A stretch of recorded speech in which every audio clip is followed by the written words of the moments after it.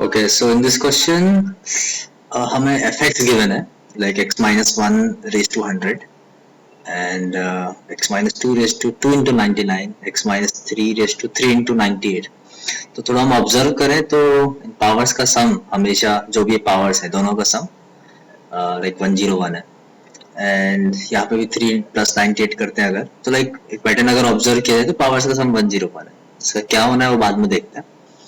Okay and similarly यहाँ last term तक है एंड हमसे क्या पूछ रहा है F dash of 101 upon F of 101. सो एक ऑप्शन ये है मेरे पास मेथड वन कि I can find f dash x first and then divide by fx, right. तो वहां से f dash x upon fx का रेशियो मिल सकता है बट ऐसा करना बहुत टीडियस हो जाएगा क्योंकि अगर हम f dash x first stage पे फाइंड करेंगे तो ये बहुत सारे टर्म्स जो हैं वो प्रोडक्ट में है, like all these terms are in product.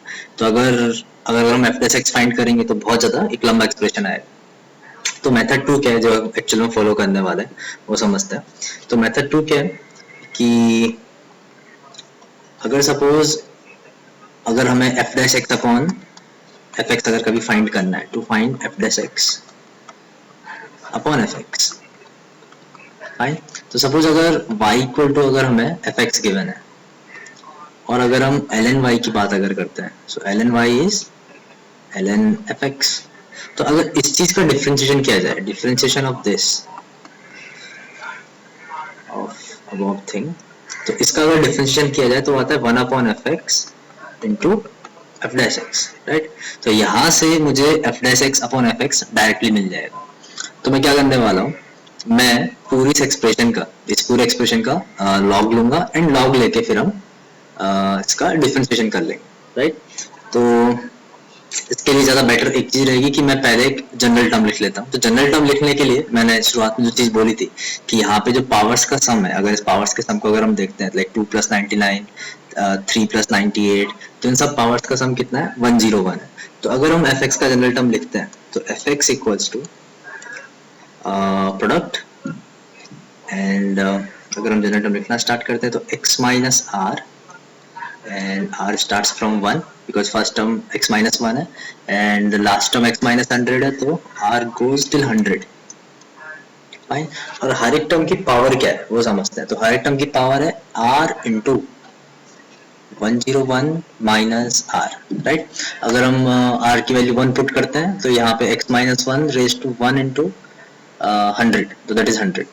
अगर हम r को 2 पुट करते हैं तो सेकंड टर्म आता है x minus 2 raise to 2 into 101 minus 2 that 2 into 99. अगर हम r को 3 पुट करते हैं तो this will be x minus 3 raised to 3 into 98 third term and so on. अगर हम r को 100 पुट करते हैं तो this will be x minus 100 and this r will be 100 and 101 minus 100 1, fine. तो लास्ट टर्म क्रिएट हो जाएगा. तो अभी नेक्स्ट स्टेप क्या है कि हम डिफरेंशिएट करें, लॉग लें, पहले लॉग लें या फिर देन डिफरेंशिएट करें. सो ln fx, तो जैसे हम लॉग लेंगे तो जो सारे टर्म प्रोडक्ट में है वो सारे के सारे लॉग में कन्वर्ट हो जाएंगे. तो this will be equal to sigma r12 r equal to 100 x minus r ln x minus r and this will be 101 minus r, fine. तो नेक्स्ट स्टेप में हम क्या करने वाले हैं, जो भी लॉग के अंदर टर्म है उसकी जो पावर है उसको हम आगे लेके आ सकते हैं लॉग की प्रॉपर्टी यूज करके, राइट. एंड देखते हैं क्या होता है. So this will be written as r12 100. This is r into 101 minus r into ln x minus r. Fine. And this is ln fx. तो अभी हमें करना क्या है, अभी हम डिफरेंशिएट करते हैं ताकि इस side f dash x upon fx create हो जाए. तो अगर डिफरेंशिएट करते हैं, differentiate with respect to x, तो this is f dash x upon fx and this will be, now we are differentiating with respect to x, तो इस r पे कुछ फर्क नहीं पड़ेगा और हम सिग्मा के अंदर डिफरेंशिएशन कर सकते हैं, राइट. so this is